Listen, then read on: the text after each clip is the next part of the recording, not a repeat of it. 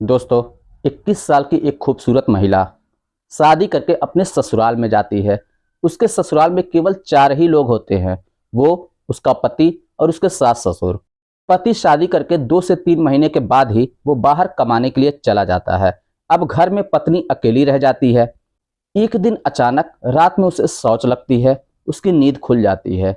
वो कमरे से बाहर निकल कर आती है, लेकिन उसे अजीब अजीब सी आवाज़ें सुनाई दे रही थी। तब वो अपने ससुर के कमरे की तरफ जाती है। उसे भ्रम हो जाता है कि शायद उसके ससुर की तबीयत खराब है, लेकिन वो दरवाज़ा न खोलकर खिड़की से झाँक कर जब अंदर का नज़ारा देखती है, उसकी आंखें फटी की फटी रह जाती हैं। उसके सास ससुर संबंध बना रहे होते हैं और वो अजीब अजीब सी आवाज़ें निकाल रहे होते हैं। ये औरत 2 से 3 मिनट तक वहीं पे खड़ी रहती है। उसके बाद अपने कमरे में चली आती है और अपने बेड पर लेटकर अपने पति को याद करने लगती है। लेकिन यादों से कुछ नहीं होता, क्योंकि उसका पति तुरंत तो आने वाला था नहीं। तब वो अपने ख्यालों में अपने ससुर को लेने लगती है। अब वो अपने ससुर के ख्यालों में हर घड़ी डूबी रहती है। एक दिन की बात है दोस्तों, उसकी सास को कुछ अर्जेंट काम आ जाता है और वो घर से एक आध हफ्ते के लिए बाहर चली जाती हैं। इसी दौरान इसको मौका मिल जाता है, क्योंकि घर में अब ससुर और बहू केवल 2 ही लोग होते हैं। जब रात का समय होता है तो ये औरत अपने ससुर के कमरे में पहुंच जाती है। तब उसका ससुर इसके साथ कुछ ऐसी घटना कर देता है जिसकी कोई कल्पना भी नहीं कर सकता। जी हाँ दोस्तों, जब आप लोग सुनेंगे तो शायद आप लोगों को बहुत ही हैरानी होगी, इसलिए इस वीडियो को पूरा ज़रूर देखिएगा। तो आइए जानते हैं पूरी घटना इस वीडियो में। लेकिन वीडियो में आगे बढ़ने से पहले बस वही छोटी सी रिक्वेस्ट कि वीडियो को लाइक नहीं किए हैं तो वीडियो को लाइक कर दीजिए, चैनल को सब्सक्राइब नहीं किए तो सब्सक्राइब कर दीजिए, जिससे मेरा हौसला बढ़ता रहे। दोस्तों, ये सच्ची घटना है जयपुर की। जयपुर में एक महिला होती है जिसका नाम रीना होता है। उसकी उम्र 23 साल की होती है। उसके माता पिता ने उसकी 19 साल में ही शादी कर दी थी। जिस लड़के से उसकी शादी करते हैं उसका नाम सूरज होता है। सूरज एक कंपनी में जॉब कर रहा होता है। वो 2 से 3 महीने के लिए छुट्टी पे घर पे आता है और इसी बीच वो शादी कर लेता है। शादी करने के बाद अपनी पत्नी को विदा करके अपने घर पे लेकर चला जाता है। रीना के जो ससुराल वाले होते हैं केवल 4 ही लोग होते हैं। रीना, उसका पति और उसके सास ससुर। इसके अलावा उस घर में और कोई भी नहीं होते हैं। 2 से 3 महीने का समय गुजरता है। तब सूरज का फोन आ जाता है कि उसे कंपनी पे वापस जाना है। अब ये सुनकर सूरज बहुत ही परेशान हो जाता है। वो अपनी पत्नी से जाके कहता है कि मुझे कंपनी से फ़ोन आया है, मुझे जाना ही पड़ेगा। ये बात सुनकर उसकी पत्नी बहुत ही दुखी हो जाती है, लेकिन सूरज उसको समझाता है कि देखो, घर में कमाने खाने वाला केवल मैं ही हूँ, बाकी घर में कोई और तो कमाने वाला है नहीं, इसलिए मुझे जाना ही पड़ेगा। अब जब रीना ये बात सुनती है तो वो मान जाती है और उसे जाने के लिए कह देती है। सूरज अपनी कंपनी में वापस चला जाता है और वहाँ पे काम धंधा करने लगता है। अब इधर घर में केवल 3 ही सदस्य रह जाते हैं, रीना और उसके सास ससुर। रीना के सास ससुर एक कमरे में सोया करते हैं। रीना एक अलग कमरे में अकेली सोया करती है। इस तरीके से दोस्तों करीब 2 से 3 महीने का समय और गुजर जाता है। एक दिन की बात है, अचानक रात में इसे शौच लगती है और इसकी नींद खुल जाती है। ये कमरे से बाहर निकलती है, तब इसे अजीब अजीब सी आवाज़ें आ रही थी। ये उन आवाज़ों की तरफ बढ़ती है तो देखती है क्या कि उसके ससुर के कमरे से आ रही हैं। अब इसको भ्रम हो जाता है कि शायद इसके ससुर की तबीयत खराब है। वो दरवाज़ा न खटखटाकर खिड़की से झाँक कर जब अंदर का नज़ारा देखती है, इसकी आंखें फटी की फटी रह जाती हैं, क्योंकि इसके सास ससुर आपस में संबंध बना रहे होते हैं और वो अजीब अजीब सी आवाज़ें निकाल रहे होते हैं। रीना ये सब देखकर सिहर जाती है और करीब 2 से 3 मिनट तक वहीं पे खड़ी रहती है। उसके बाद फिर वो अपने कमरे में वापस आ जाती है। कमरे में आकर अपने बेड पर लेट जाती है और अपने पति को याद करना शुरू कर देती है। लेकिन यादों के सहारे कुछ भी नहीं होने वाला था, क्योंकि उसका पति तो वापस आने वाला था नहीं।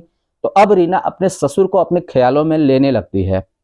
इस तरीके से दोस्तों रात बीत जाती है, सुबह हो जाती है, शाम तक, यानी हर पल अब वो अपने ससुर को ही याद किया करती थी और वही मंजर उसे बार बार नजर आया करता था। एक दिन की बात है, उसकी सास को कुछ जरूरी काम आ जाता है तो वो अपनी बेटी के घर पर चली जाती है। अब इधर सास और बहू घर में अकेले रह जाते हैं। तो धीरे धीरे शाम होती है। शाम के बाद फिर रात होती है। तो खाना वगैरह खाने के बाद ये दोनों लोग अपने अपने कमरे में सोने चले जाते हैं। करीब आधी रात होती है। तब रीना अपने बिस्तर से उठती है और अपने ससुर के कमरे में चली जाती है। अपने ससुर के दरवाजे पे जब पहुंचती है तो दरवाजा खटखटाती है, तो उसका ससुर दरवाजा खोलता है। तो वो कहता है, हाँ बोलो बहू, क्या बात है, इतनी रात को मेरे दरवाजे पर। रीना कुछ जवाब नहीं देती। वो सीधा कमरे के अंदर चली जाती है और बेड पर जाकर बैठ जाती है। तब उसका ससुर भी उसके पीछे जाता है और बेड के पास पहुंचकर पूछता है, बहू आखिर बात क्या है, तुम इतना ज्यादा परेशान क्यों हो। तब रीना कहती है कि क्या करेंगे आप मेरी परेशानी जानकर। आपको पता है, जब आपके बेटे ने मुझसे शादी की थी, केवल 2 से 3 महीने तक ही घर पे रहा। उसके बाद वो कमाने के लिए फिर कंपनी में वापस चला गया। क्या मेरा मन नहीं करता मैं उसके साथ बिताऊं? आपको नहीं लगता ये गलत हुआ है? तो ससुर कहता है, बेटा गलत तो हो रहा है, लेकिन करोगी भी तो क्या करोगी, क्योंकि कमाने वाला तो केवल वही है, उसी से घर की जीविका चलती है। अगर वही घर पे बैठ जाएगा तो फिर परिवार का खर्च वर्च कैसे चलेगा। रीना कहती, वो बात तो ठीक है, लेकिन मेरा भी तो कुछ मन करता है, मुझे भी अपने पति के साथ समय बिताना है। ये सब बातें कहते कहते रीना अपने ससुर के करीब पहुंचती चली जाती है। धीरे धीरे खिसकते खिसकते अपने ससुर के करीब में पहुंच आती है और अपने ससुर को टच करने लगती है। उसका ससुर अपने हाथों को हटाता रहता है, लेकिन रीना नहीं मानती और धीरे धीरे वो अश्लील हरकतें करना शुरू कर देती है।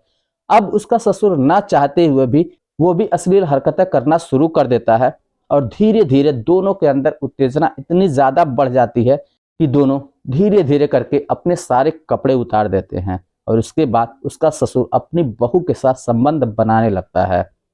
वो इतनी जोरदार तरीके से संबंध बनाता है कि रीना की हालत खराब हो जाती है, लेकिन रीना भी उसका भरपूर साथ दे रही थी, क्योंकि उसे चरम सुख का आनंद मिल रहा था जो उसके पति से कभी भी नहीं मिला था। इस तरीके से दोस्तों करीब 1 घंटे तक दोनों संबंध बनाते हैं। जब दोनों थक जाते हैं तो उसके बाद दोनों अलग होकर फिर सो जाते हैं। उसके बाद जब भी इन लोगों को मौका मिलता था तो ये लोग संबंध बना लिया करते थे। करीब 1 हफ्ते तक इसी तरीके से चलता रहता है। 1 हफ्ते के बाद उसकी सास घर वापिस आ जाती है। तब ससुर और बहू को कोई भी मौका नहीं मिल पाता था। रात का समय होता है। रात के समय में रीना के ससुर अपने कमरे से बाहर निकलते हैं और अपनी बहू के कमरे में पहुंच जाते हैं और वहां पे जाकर अपनी बहू के साथ संबंध बनाना शुरू कर देते हैं, क्योंकि उनको इस चीज की लत पड़ चुकी थी। इधर रात के समय जब उसकी सास की नींद खुलती है तो अपने पति को अपने बिस्तर पर नहीं पाती। तब वो सोचती है कि मेरे पति उठे तो गए कहाँ। वो अपने पति को खोजना शुरू कर देती है, लेकिन उसके पति कहीं पे भी नजर नहीं आते। तब वो अपनी बहू के कमरे में पहुंचती है और वहां से देखती है कि अजीब अजीब सी आवाजें आ रही थी, तो अपने बहू का दरवाजा खटखटाती है। अब ये दोनों डर जाते हैं और हड़बड़ाते हुए कपड़े को पहनते हैं। उसके बाद न चाहते हुए भी दरवाजा खोलते हैं। जब दरवाजा खुलता है तो उसकी सास जब अंदर का नज़ारा देखती हैं तो वो दंग रह जाती हैं। उनको अपनी आंखों पर विश्वास नहीं हो रहा था, लेकिन जो सच था वो तो सच ही था। उसके बाद उसकी सास तुरंत अपने बेटे को फ़ोन करती हैं और उसे सारी घटना बता देती हैं। उनका बेटा तुरंत वहां से वापस आता है और अपनी पत्नी से पूछताछ करना शुरू कर देता है। उसकी पत्नी कुछ भी नहीं कहती। तब वो अपनी पत्नी को मारना पीटना शुरू कर देता है। तब उसकी पत्नी सारा सच उगल देती है। इसके बाद वो कहता है कि अब मैं तुम्हें अपने पास नहीं रखूंगा, मैं तुम्हें तलाक दूंगा। लेकिन उसकी माँ समझाती है कि बेटा अगर ये चली जाएगी तो हमारे घर की भी बहुत बदनामी होगी, और घर की बात है घर में ही समझ ले। इस बात को सुनकर सूरज भी सोचने लगता है और कहता है, ठीक है माँ, मैं यहाँ पे नहीं रहूँगा, मैं इसे लेकर अपने साथ ही जाऊँगा और वहीं पे रहूँगा। इस तरीके से दोस्तों सूरज अपनी पत्नी को साथ में लेकर अपनी कंपनी में ही चला जाता है और वहीं पे रहकर फिर जीवन व्यतीत करने लगता है। तो दोस्तों ये रही कहानी।